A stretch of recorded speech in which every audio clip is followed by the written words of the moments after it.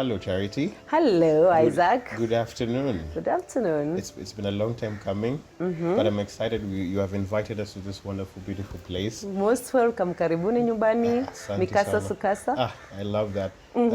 I think one of the things I noticed when I walked in is how antique and the feeling that is coming off this particular space.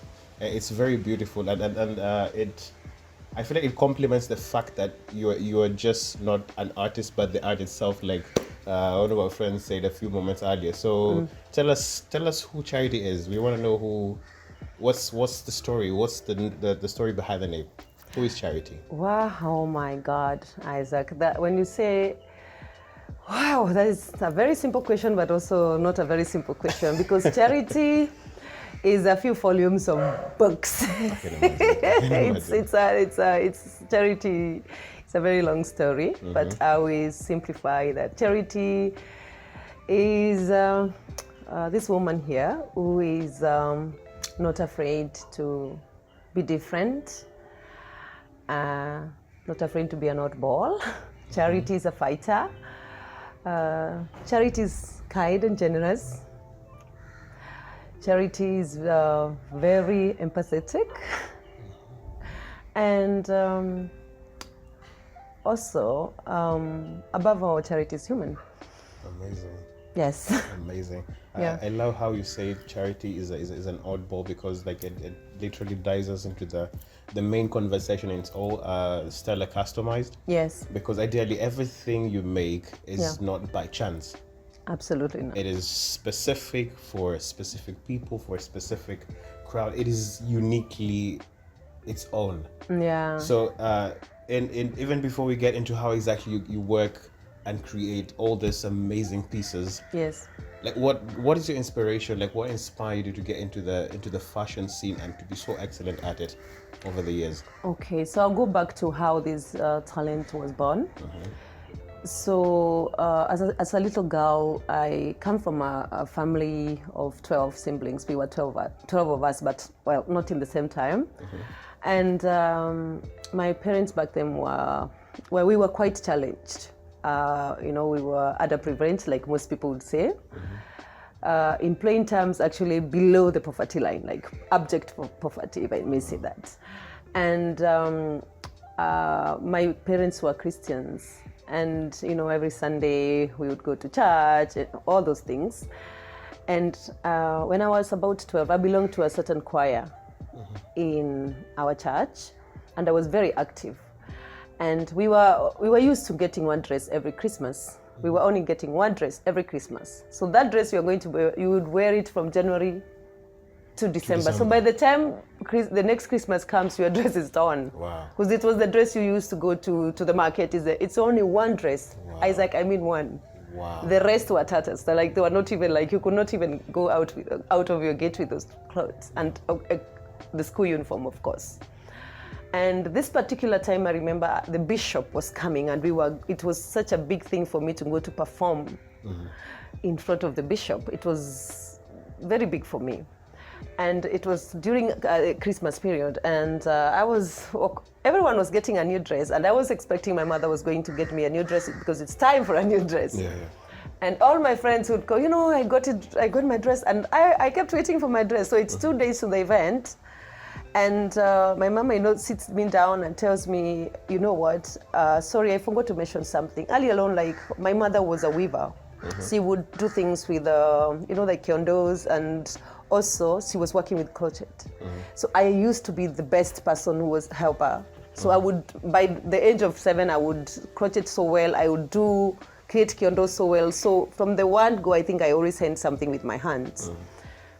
And then our neighbor had a little machine. I had to go back before so you can understand. Sure, no worries. So I always used to find myself there. Like, Charity, can you help me put the buttons? I was always finding myself there. And not forgetting, like, all my school bags, my sister's sweaters, I was the one who was designated designer of that because I was too good. And my mom's little business of selling kiondos, I was also the helper. So this particular time, I'm supposed to wear this dress. And my mom sits me down and like, Charity, I only have 200 shillings. I cannot afford. Remember, a new dress at that point time was about 400. So she couldn't raise money to buy me a dress. I must say I was suicidal. It was really I was so heartbroken. Yeah. And she told me, now the only thing, you have to go to Mtumba and get something, because this is what we had. So the next day my sister and I goes to a nearby market, and I got some things with this 200. I remember it was 30 bob, 20 bob. So I got a few things, and I don't know why. My sisters kept asking, why are you getting all? She gets just one thing. No, I don't know. I was getting those things, and at that time I remember what was trending was a raffle dress, which is, raffle after raffle. Yeah.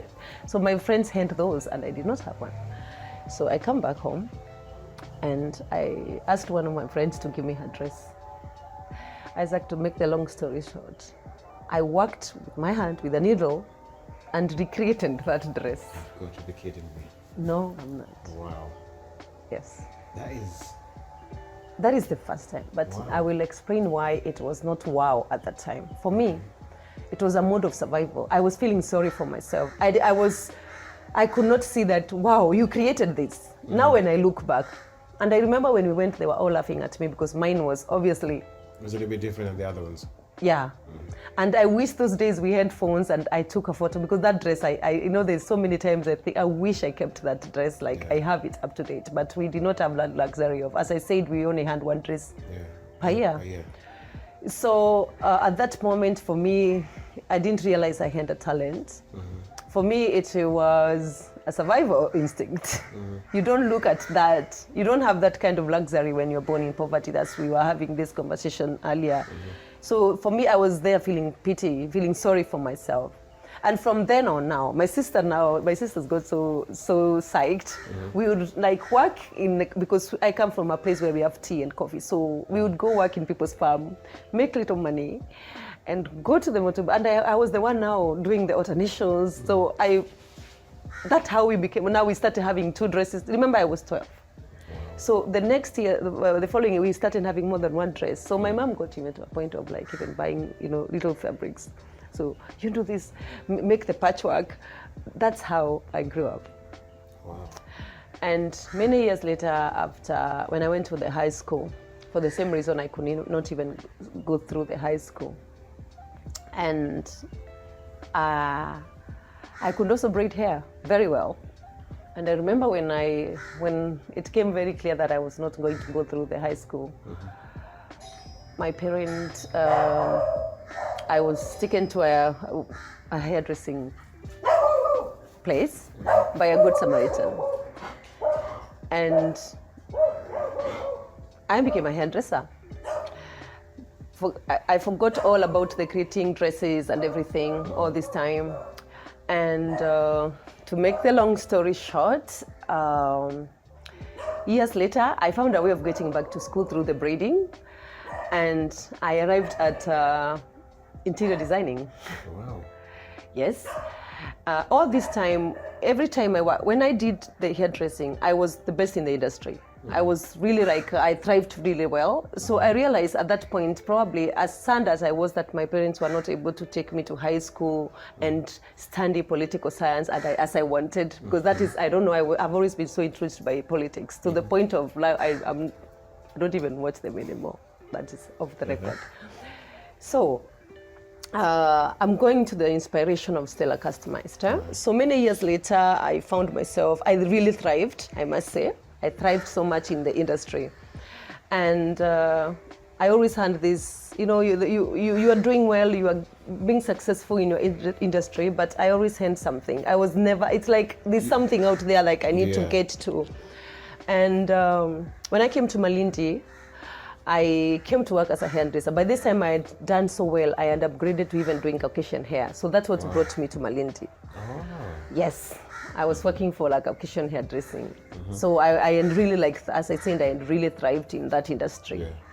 And actually became one of the best in the country, because I could do now both Afro and Caucasian hair. In fact, that's what brought me to Malindi. Wow. We were doing 100% Caucasian. And that time, Malindi had a lot of Caucasians. And while I was working there, I met Romoli, this guy from Florence, and something, he was an artist, and something, we hit it off, something Just happened. clicked, and it's like the spark was immediate. His wife was an accountant, they were working here, and they would come there for their nails and their hair, and we would just find ourselves having this conversation, and we were drawn to each other, both of them. And they were like, Charity, we are interior designers, and we're establishing this company, and we're looking for someone. And we have something that we're looking for. You have a spark that there's something about you. I'm like, okay, I have no idea, because all I've known in my life is hairdressing. Yeah. And no, we would like for you to come and visit our showroom. I didn't, at that point, I don't know what is interior designing. What are those? What is antique? And I got to their workshop, and Isaac, it was, I don't know. Love at first sight. Love it. Because I just kept saying, I would touch things, and everything I would touch, he was like, that is our best piece. And well, wow. That is how now I realized, oh my God, okay. I got really excited. So another long story shortcut, I ended up working for Malindi, Africa, and I learned so much. And when I was at Malindi, Africa, I found now like I could design, like interior designing includes the fabrics now. So we started, we were doing also constructions, and that is where now I think my fashion whatever was born back, because I really we would go when it comes to stitching or the curtains and color mixing, I brought so many invention in that. Wow. And yeah, it was strange. It was very strange. And I remember my boss kept saying, but Charity, I think you should do fashion and design, because you're very, very good with fabrics. So all of a sudden now we started getting really nice fabrics on the seats and the cutting. Well, whatever we are doing was it was really and then, clients were noticing. And I was like, to be honest, I've never thought about it. Why would I stage? I didn't even realize I have this in me. So 3-4 years later, I was doing well in that industry as well. But still, remember, I have something. I'm not content. So 4 years later, I got bored with interior designing now. And I totally lost the inspiration, and I was getting bored. And I'm like, at that point, I was really excelling very well, even academically, everything, as I was very good in that field. So. Yes. I started thinking, no, maybe it's time to just open my own business, because I have saved up enough and I have the resources and I feel empty. So what Charity does, what does Charity do? I go and did my research. Remember, it was my first business, and I ended up opening a restaurant. Wow. Yes. That took a very different 360. I did not see that coming. Okay. Yes, I opened this restaurant, and I get very excited. And I'm excited. I'm running again, it's food, it's creativity. So I must say, it was by all means successful, but again, I was a new entrepreneur, so it was really. So 3 years down the line, Charity is bored again.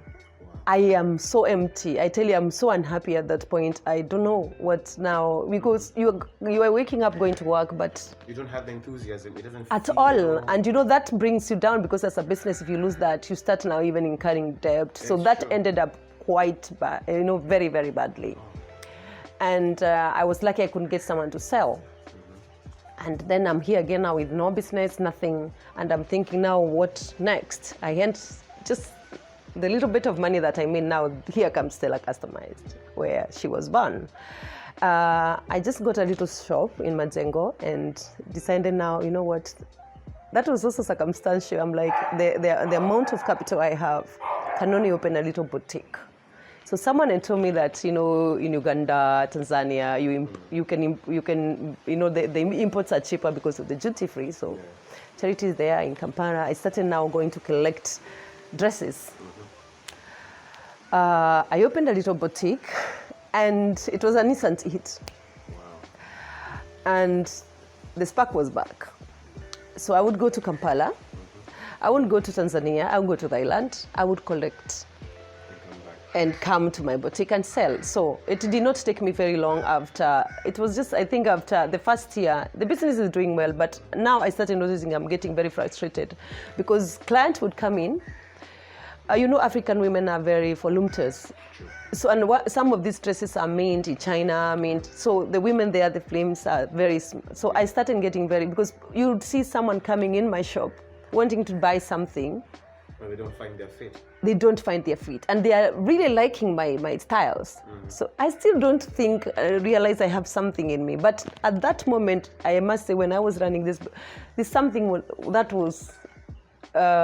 came up, that was dormant for a very long time. Something came. It was like a rebirth. Yeah. So it was. So I'm there, even like I'm not even sleeping at night. Like, now what am I going to do? These women, how am I going to get dresses that? And one night I remember very well. I'm lying in bed, and I just I just woke up, and I'm like, wait a minute. What if I just try to get those fabric and then buy a sewing machine and I replicate those dresses in a bigger size? That's how Stella customized. Wow. So yeah, I was getting quite frustrated, and because I think I'm an entrepreneur, I'm a businesswoman, and it was bothering me. Like, these people are coming. I am seeing money like this, and these people are coming and they can't find, and they really like my style. So, as one of those evenings, that is when I was like, you know what, I can do this. I can buy a sewing machine, look for a tailor, and then be replicating this and get fabrics. I replicate these dresses and then hide them because I don't want them to know that they are stitched here. Because the idea of ready-made, important, I was there. So I woke up and shared the idea with my husband, and I remember we were having breakfast here, and he looks at me like, whatever goes in your mind, I don't know. But I don't think so. How are you going to? You do not even have a clue about stitch. I say, actually, now I told him the story when I was 12. Well, that's a 12-year-old. You can't bring that into a business. I did not even listen to him. 2 days later, I was in Mombasa to buy a sewing machine. I went and bought a sewing machine, came and kept it in one of my guest rooms, and went around looking for a tailor. Just like that. So I find this tailor, and we go back to Mombasa to get more items because that we needed, and we get fabrics. So I told him, you know what, this is what I want to replicate. So we started replicating dresses. Of course, we went through so many mistakes, and we are doing that in one of my rooms. And while we are going through that, I'm like, no, I need to understand how this works. So I enrolled myself to a tailoring school here. While I'm at the tailoring school, the guy is like, Charity, are you sure you have never stitched before? Because I was the one now, like, we are doing something, and I'm like, no, I think if you calculate that like that. And he's looking at me like, so I think within a month I could start, I could draft. You are a package. Yes, I was a package. And Stella Customers was born secretly, because I would get the fabric, lubricate the dresses, exactly what I have in the shop, hide them in the shop. That was in 2013 or 14. So I would hide them and see if people are going to like them. So one dress, somebody comes, oh, I like this one. This one looks unique. It's bought. My lips are still sealed. Nobody knows I have a tailor. The tailor was actually stitching in one of the guest house.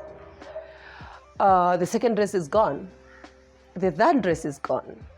So before we know it, in Majengo, before we know it, a quarter of the stock in the shop is my creation, but I'm not saying. And at that point now, I'm even stopping to recreate. I'm not even like replicating what I'm buying. I'm finding myself like, I started learning how to, I enrolled in an online course to know how to draft. I'm drafting, I'm coming up with ideas, so I'm changing a lot. I would get the original, but now change. You refurbish and make yes, it. I will remake it now in my own, yeah. So briefly, like within 6 months, the quarter stock of my shop was my making. No labeled, nothing. So slowly, people are starting to whisper, because of course I told here, so people are starting to whisper, Charity stitches some of these dresses. So, oh, can you stitch a dress for me? I'm going to a wedding. Okay, Then the next thing, my friend's friend was getting my hand. She tells me, you know what, Charity, you're up for this challenge. You're going to make the wedding dress. Wow. I'm like 1 year in this business. I still don't know my way around it. And I remember we still joke about it up to date with my tailors, because I slept in that workshop, still in that little room now. By then, I now bought the second machine. We have moved there. I have a second tailor. And I would dream of white, because we made so many mistakes by the time that dress came out. By the time they were paying me, I just went even, because we would stitch, throw it away. It was And such start a... all over again. Yes. So 1 year down the line, everyone now knows I'm stitching. But the brand is not there. I'm selling now 3/4 of the stock. I'm still going around a bit and bringing collection. And I think 1.5 years later, in 2014, we went full. Fully your own creation. Yes, and I went that without launching anything, so I would sell that. And in the meantime, I was very vigorously following online training for pattern cutting and design, because I really needed now. And it's like, as I said, I felt something that I not felt for a very, very long time. So I was not getting, I was really enjoying this thoroughly. And in 2016, I launched Stella Customized. And I remember the day I did it. I did it here in Malindi, and I will never forget the rush that, yes, the show was not, it was oversold. And when I walked out after all the whole fashion show, the reaction of everyone, it was, yeah. So that was it. We launched Stella Customer in 2016, and here we are, and we have been far. I have to hand it to you, and because I'm listening throughout, and I think the things that are standing out, which I believe the viewers as well would also pick out, is the confidence and the amount of trust you had with the process. Yes. And actually trusting your gut to know that, this is not my place. Yes. It's still something much to do, because many times, we hear stories of very many creators who have had opportunities. Some of them have been lucky from the word go. Yeah. They were handed everything in. Exactly. Yes. But yes. you've had quite the journey of just yes. one story, one face to another. Yes. To this particular Yes. point, and Yes. it's beautiful. Yes. So now it's 2016. You've launched Stella Fashion. Yes. And things are going great. It started from like a small secret. Yes. And the secret spread out, and you're like, okay, we're not hiding this anymore. We are doing Yeah, these things we're launching by this. ourselves. Yeah. Talk me through, because I've heard you talk about like the shows that you've had opportunities to grace internationally. Talk me through like how the genesis of how it happened to its execution to this date. Okay, so I'm now, I launched my brand, so I'm out there now. Charity is a fashion designer. And the next thing you do as a fashion designer is you want now to show the world your creative bone. And the next show I did was, now I started, you start like looking, oh, where is the fashion show? I want to go now. I was really like energetic. The adrenaline was high. Bring those fashion shows. Now I want to go and show people. And I never actually used to say, I remember, in fact, in 2016, I ended up total burnout. Because I was spending all my time in that little workshop. My SQ, my servant quarter was my workshop. And the next fashion show I did 6 months later was in Nairobi. And it was my first fashion show. And what happens? First of all, let me go back a bit to the fashion show, to my lounge. You remember that time? It was during the fashion police in Citizen TV or something? Yes. With Bugwa. Yes. So what, do you know I ended up in that? There were media. Yes, I don't know. I did not know anything about media or anything. So some of my creations ended up being discussed in that show. Wow. So that blew things off. So the next thing, I've been invited to this fashion show in Safaricom Center in Nairobi. I've never been to a fashion. I did my fashion show, and when you do the lounge, you do all the collections because it's you. So I never been to a fashion show whereby other designers are involved. Yeah. So I go to this fashion show, and I have made all these collections. I made like all 5 collections, like 10 looks each. which is Wow. so this is the mistakes that you do when you're new in a so I think I was also very eager to create.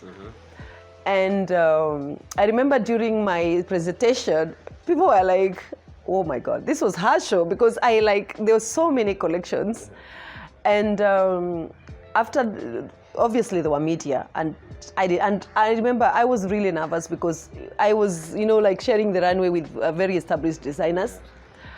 And what happens the next day, around 4 o'clock, I'm sleeping and I'm being called by KTN, we need you at the morning show. We saw your creation yesterday. You have to come and talk about it. So the next day, I'm doing a morning breakfast show at KTN, and now Stella Customizes on everybody's mouth. After that, I got invited to, which was also a very big step for me. The Nairobi was really I really did, it was a learning step. It was a very, very beautiful and humbling experience, but to be honest, I didn't know. It's like having a first baby, so you really don't know. Yeah, so here I am, and I'm being invited to Kampala, this very prestigious fashion show that happens every once per year, and it's a style and fashion, very, very high profile, and I applied. Because now I really want to, you're new, you want I want people to know, because this is a fashion designer. We sell ourselves through fashion shows. That's why, you want to show that is where you can extend your creativity to no limit. Because when it comes out there, here, business-wise, the dresses that you see in fashion shows that you wonder, how do people wear this? So why we do that is because we want to show people how extensive your creativity can be. So that's why you see it's art. And so I applied for this fashion show, and to my surprise, I was taken. I was invited, and it was such an important thing for me because I was going to showcase alongside David Tale. That is a worldwide designer, like David from South Africa. So I went there, and it was such a big impact. And the other highlights of out there, from there now it just really went. The next year I was in Botswana. I have showcased in Botswana, and also in Botswana I participated in a competition of African designers sponsored by Jägermeister from German, and I won. It was not able to be published so much because it was just the year that COVID was starting. So that was a bit now, my winning was not, we were not able to, shout it out loud. But they're the same people now that's now invited me back to South Africa earlier this year. And the other highlights of my showcase is probably one of the most fashion shows that I've really, really, really enjoyed being. And well, all of them you enjoy, and they're always different experiences, and you meet new buyers. You meet is the one I showcased in Rome. Again, I was the only fashion designer invited, not from Africa, also Italy. There was no other designer on the runway, and it was a cancer awareness month, and they were looking to support these women who are battling breast cancer. In fact, all the models were breast cancer survivors, and they were looking for a woman with a story. So I think my story captivated them because they wanted a story of brave courage, and I fit in that. And yes, so that is how far we have come. Amazing. Yeah. So far, because I've heard there's this very famous saying, probably I'm paraphrasing it, they say that people should not make their heroes. And so far, in your travel and everything, have you got the opportunity to meet the person who inspires you the most, or the person you look up to throughout your travels? Have you had a chance to meet them? Well, for me as a fashion designer, I look up to brands. So I would say in my travels, the person that I've met that I admire most, it's nothing to do with fashion, it's Beyoncé. I've been to Beyoncé's concert in Milano, and I got to meet Beyoncé. But fashion-wise, since now it is about Stella customized fashion, so I've been able to be to meet my muses, to be at my muses showroom, and who is Valentino, of course. So I've been to his showroom, And Pucci, Emilio Pucci is one of the oldest designers in the world. I know him. So I have been to me being able to be at his workshop showroom. That was for me It was breathtaking. everything. Yes. I can imagine. Yeah. I went to all these big brands, but that Pucci for me was to be in his where everything is done, even in its atelier, for me was everything. Even the Beyoncé one was a good one. It's like one queen meeting the other. Yes. That is beautiful. Yes. That is so cool. Okay, an aspect I think I have come to learn, which is it's sad, but it's the reality of Yeah. the art space and the creative space is the Yeah. stereotype when it comes to pricing. Because especially where we are right now in Malindi, or let's just say Kenya generally, Yeah. we have so much stereotype on how people accept pricing that is placed on quality products. Yes. What's your story behind it? What challenge have you encountered so far in terms of people not accepting or being willing to understand that this is a product that I have put my blood, sweat, and tears to it, Yeah. and they're worth what I'm pricing them. They're Yeah. not substandard. Yeah. What's the worst scenario you've ever been in, and how exactly did you maneuver around it? Yeah, so first of all, that is actually one of the biggest challenges. And before I get there, I would say the biggest challenge we face as African designers is the sourcing of the raw material. And we are dealing with a market that is very flooded by Chinese counterfeit goods and so much. So as a designer, that is already a very big setback. Because you cannot, you have all these ideas, you have all these creations in your head, you all have the sketches, but when it comes now to execute the design, you have to, you have to go through a very rough experience behind the scene in downtown market sourcing, the fabric sourcing. Let's start there. And being in this part of the world, it's not like everything is readily available. Sure. So our trips to downtown cities around the world, it's very severe. So, which now makes it even difficult to now, once you come, I've sourced my fabric, I've come to the workshop. Already there's a lot of costs that have already been incurred, the transport costs, the hotels and everything. And I've brought you a nice material, which is nice quality, nice print, and I'm here now trying to create something for you. Remember, I have to sit down, the whole process of sourcing the fabric, sitting down to sketch that and, bringing that breathing life to that piece of cloth. And there's a lot of losses in between, because it's like a writer. You write a page, it doesn't come out. In every creative, there's a lot of wastage. Anyway, beside the point. And so by the time you come to pricing, it's just a piece of clothing. You're selling a story. I'm selling a story to you. And now the biggest challenge that now we are getting with the pricing is like, I have a store. And people walk in and they look at the price and like, why is it so expensive? And it's just stitched here. Wow. The shade. There's a shade. First of all, any dress, there does not exist any machine in the world that like automatic, like a photocopy, you put a dress. All dresses are stitched, even the one we bought. Sure. So either these people are not well informed about what fashion and design is, or I don't know, it's just utter ignorance. So this is a very big challenge. And how have I survived that? My mantra is, it's quality. There will come a person who will appreciate the quality. So I insist. So when a client comes and they say, "Oh, Charity, why do I have to pay this amount and not that amount?" I always I've made it very intentional to be patient with these people and explain to these people where my price is coming from. And so a lot of time it changes that. You can see that by the time the person goes out, it changes their perspective. Of course, there are those ones that you're like, this one, I don't even want to even. But it's actually really, really a very big problem when it comes to pricing. But what I realized, or rather someone wise advised me, just concentrate on your quality. So I've concentrated in bettering my quality as much as I can. Because sometimes if something is of a good quality, someone will come and see that thing and talk, they can say, but you end up taking it because quality is tangible, So that is the trick I'm using now, like it's a reverse. So I just like really concentrating on improving my qualities as much as I can. Yeah. Amazing.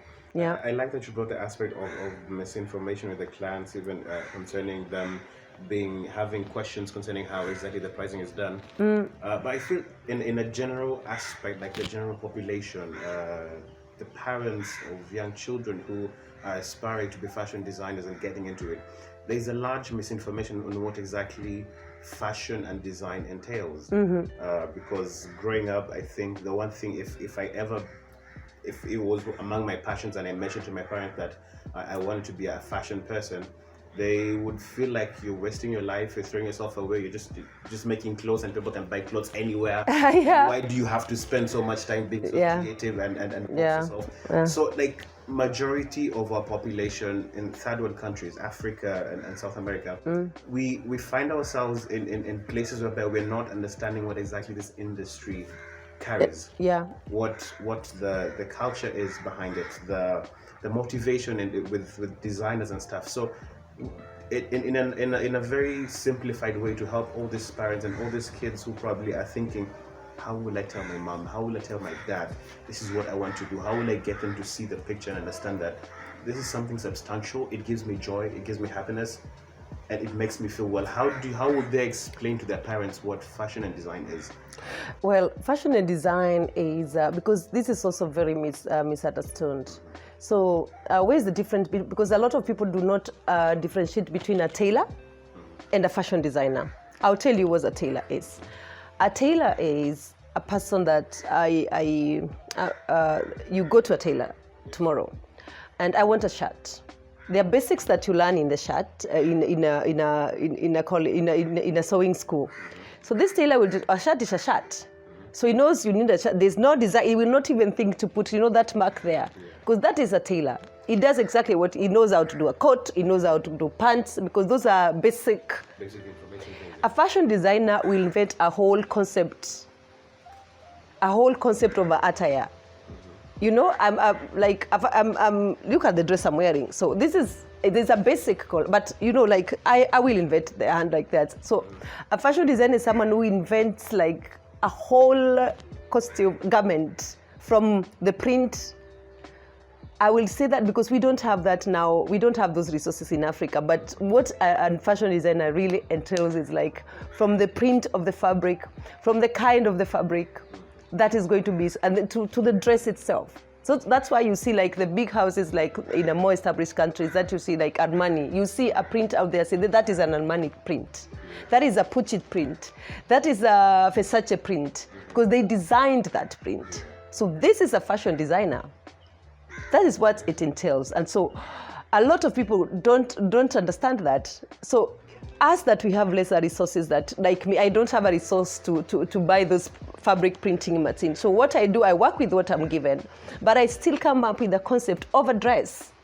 So you come, I look at you, and and I have to say this, and it's not something that people know about, because your dressing is what talks before you even open your mouth. True. Once you walk in any room, Isaac, I will just judge you by how you are dressed. So it's, again, if we go back to when we started learning about the basic needs of life, clothing is one of them. Sure. So just like the real estate, the food businesses are, they are like, really like making it. Clothing is a part of it as well. It's a basic need. It's a basic need. So I don't think if you get it right, you can ever go wrong with that. Mm-hmm. So first of all, as a parent myself, with my daughter, whatever it is that brings your child, the passion, we should look to actually encourage our kids' passion. Because you don't want your child, okay, she wants this, and then that is actually out of the context, but it's something I think it should be said. Because as I told you my story earlier, like I did all those things, and after 2-3 years, you're not even as productive, because you become bored, because you're doing something that you don't like. You're waking up going to a job that you don't want. You are doing something that was forced, so you don't even become very productive. And that's why you see a lot of people go to work, go home, drink, because you are living an empty life. So not only you are interfering with the quality of the life that your child will, by interfering, but let your child do what, if she comes and says, I want to create a calabash like that, and that is where her passion lies, and she gives it her all, she's by all means going to be successful. So I think fashion designer is deeper than just tailoring. Yeah, people just need to, and then we also even have seamstresses, because like me, I work with seamstress. Their work is I design, I draft, I pattern. I don't even sit in a machine myself stitching. So what happens, like the seamstresses are the people now, I draft, I cut, I give them just like, stitch there, stitch there, stitch there. That is a seamstress. So when a child comes and says that I want to do a fashion designer, that is not a fundi. Because this is a person who is going to invent the whole outfit. These dresses you're wearing, if there were not fashion designers, we wouldn't be wearing any modern clothing. So it is much more, and people need to educate themselves to understand this a bit more, because I feel it's especially in the third world countries, the most misunderstood, creative than anywhere else, anything else. Thank God to the now social media, and the people are getting a bit of, but it's really, it has nothing to do with sitting behind a sewing machine. It's much more than that. Yeah. That is amazing. Without a doubt, you have shed more light on it, and it's beautiful, because like I'm hearing you say and narrate how intricate the details are in the creation, and it's just marvelous, honestly. Even as we keep going in this conversation, a thing that has crossed my mind, a number of times when it comes to the creative space is, and you happen to mention it, is the industry has changed over time. Yes. Social media has impacted so much. Yeah. With information being more easily accessible, which yes. is a good thing. Yes. But it has also rid of something that growing up gave some sort of happiness. For example, yes, I will use movie actors as our case study for now. Yeah. Growing up, you would not see your favorite actor until they release another movie. Yes. After the movie's out, you could go 2 years not knowing. Yeah, we would think this as some sort of girls. Yes, yes, married, yeah. You have more children. Like you have no idea. But when they come out again with another banger, with another movie, and you're hooked. Yes. You understand? And I feel like in the creative space, this is my personal opinion, I feel like in the creative space, as of now, one of the things that is lacking is that element of mystery. Exactly. Yes. Because we are fed and we're given so much, and you get easily tired of it, and you don't feel that. Yes, the all is not there anymore. Yes. So how exactly, from a designer's point of view, how exactly do you get to embody that and make sure it has longevity in such a way that your customers, your clients, the people who have invested in you are not bored of what is coming out stellar customers? What's your secret? What makes you remain relevant? Something that that is something I noticed by myself, and as I said, I've been doing I've done a lot of researches on clothing and the mere essence of why is it so important to us? Because as I said earlier, you are dressed according to the way you dress. And why would I say that? You walk in here and you are dressed in a certain way. People will judge you by that, no? And most of the time, more often than normal, we misjudge people. Have you ever seen someone and you already give them a judgment? Only for you to get to know them and they're like, oh my God, I judged her wrongly. Why did you judge her wrongly? Because of the way she was dressed up. Or she was underdressed or overdressed or dresses that did not fit the occasion. So where is the secret? My secret myself, I don't want to say it, but I don't know, some people might not have it, but my special ingredients, like the chef's ingredients, like I tend to study the customer's character. Let me tell you, every day I have a minimum of 3-4 fittings a day. like when it comes to made to measure, because most of the clients, I have a store, but I also have a lot of made to measure clients because of what I said earlier about our body shapes being Africa. So sometimes it's a bit tricky to make ready-made attires for all this to meet the needs of everyone in my store.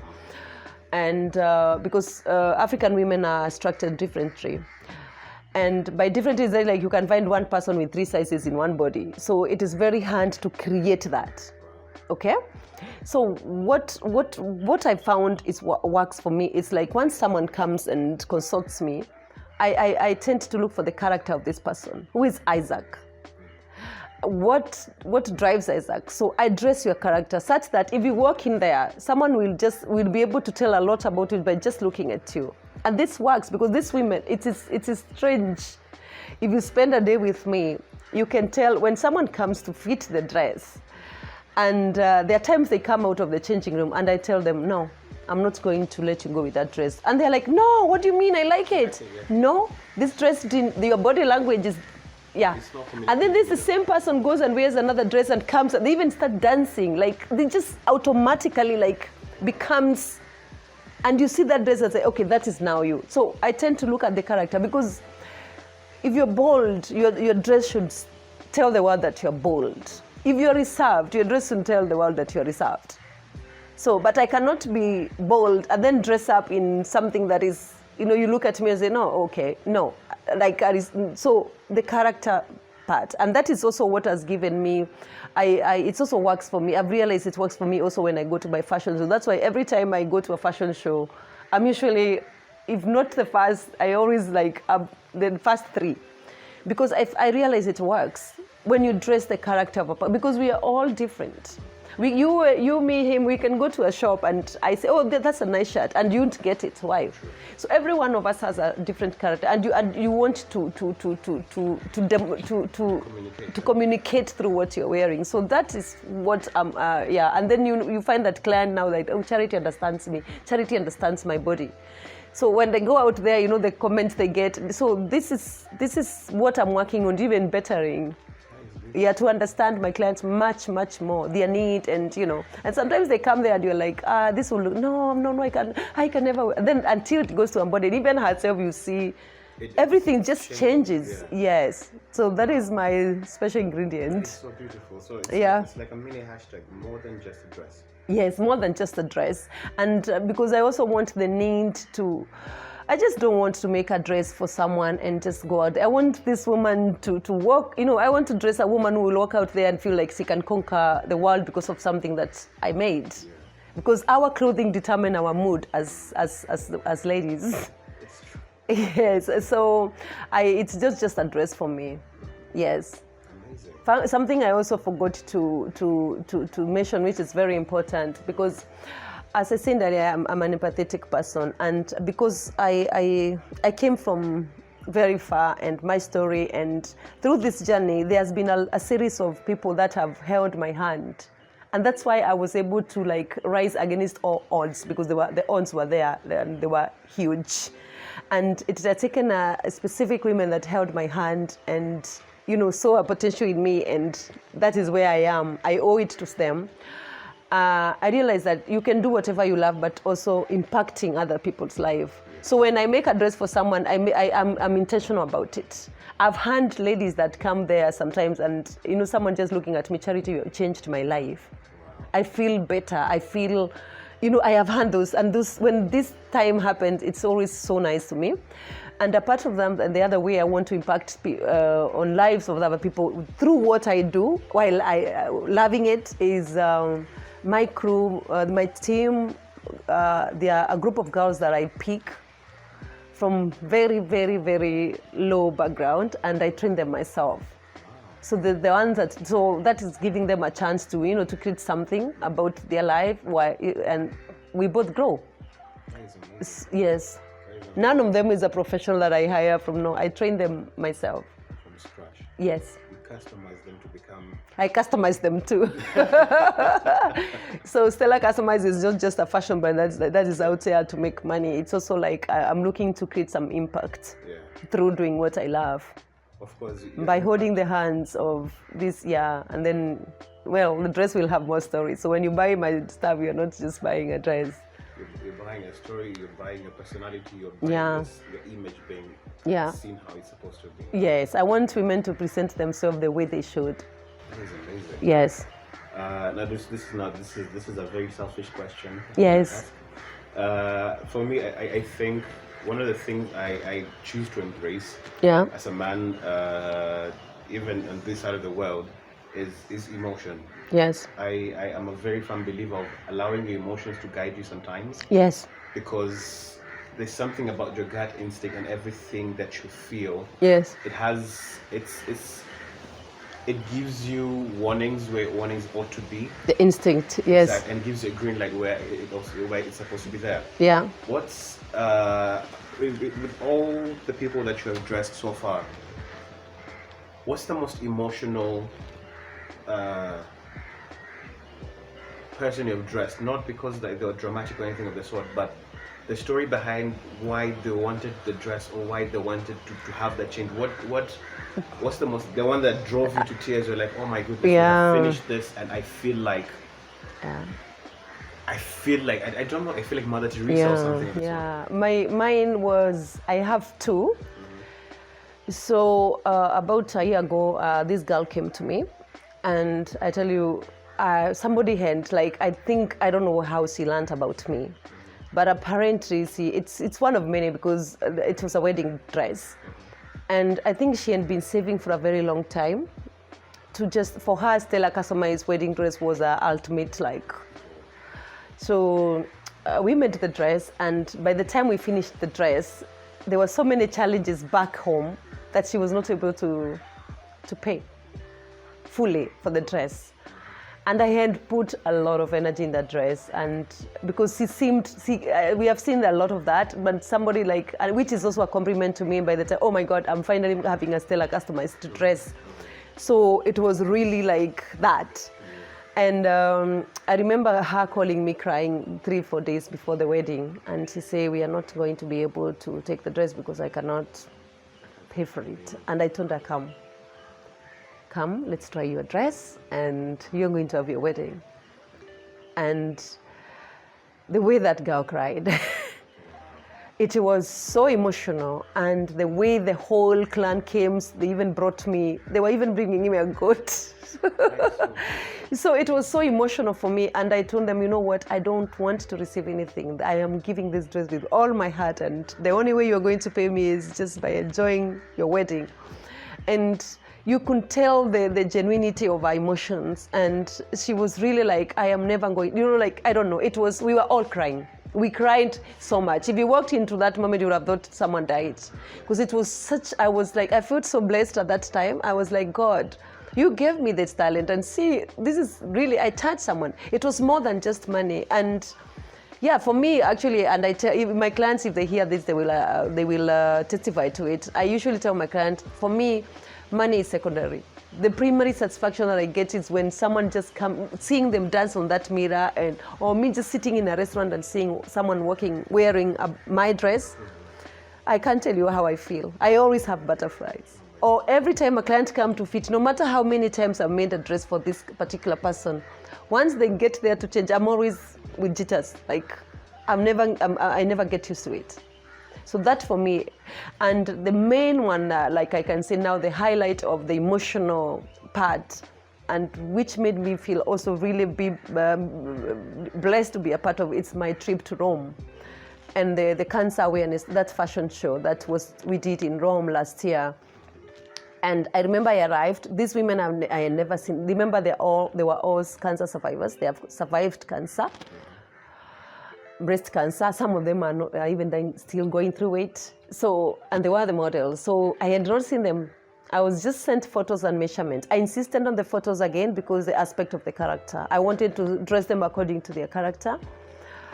And I arrived with the dresses, and I remember I was so tired because I arrived in the morning and the fittings were in the afternoon. So we have to fit, it's a day before the fashion show. So we have to do the fitting. So as if there's something to be amended, I'll have the next day it was one day to the show. So I went with my clothes, and they came one by one to fit. And There were about 12 models. And we cried through all the time because each one of them, they would come and fit their dresses. Remember the secret ingredient. So the dress would just fit them like, they would look at me like, this is me. I would buy this dress when I walk into the shop. How did you know? And then the second thing was like, they would stand and say, I don't remember the last time. You know, a breast is a very big symbol in the femininity of a woman. So having your breast cut out, do you know what that does to a woman? Not forgetting that losing the hair, you have gained weight because of all the medication. So these women, by all means, you're not feeling very pretty. And for that woman to stand in front of me and say, Charity, I don't remember the last time I felt this pretty. And it just meant a dress. You know, like it is not even compared to the battle this woman has gone. And the fact that she's able to smile because something I did, that got me so much. So we cried through the whole fitting process with them.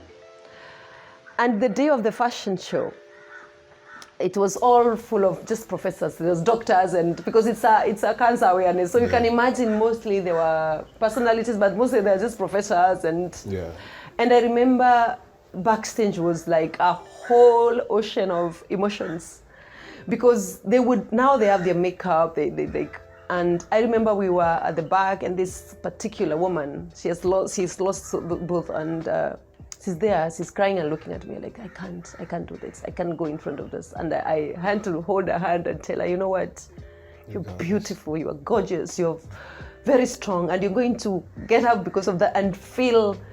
And you know, they all went out there, and when we all came out, the way everyone just, you know, we got like 1 minute a full standing ovation, and everyone was just the people who came. Tears.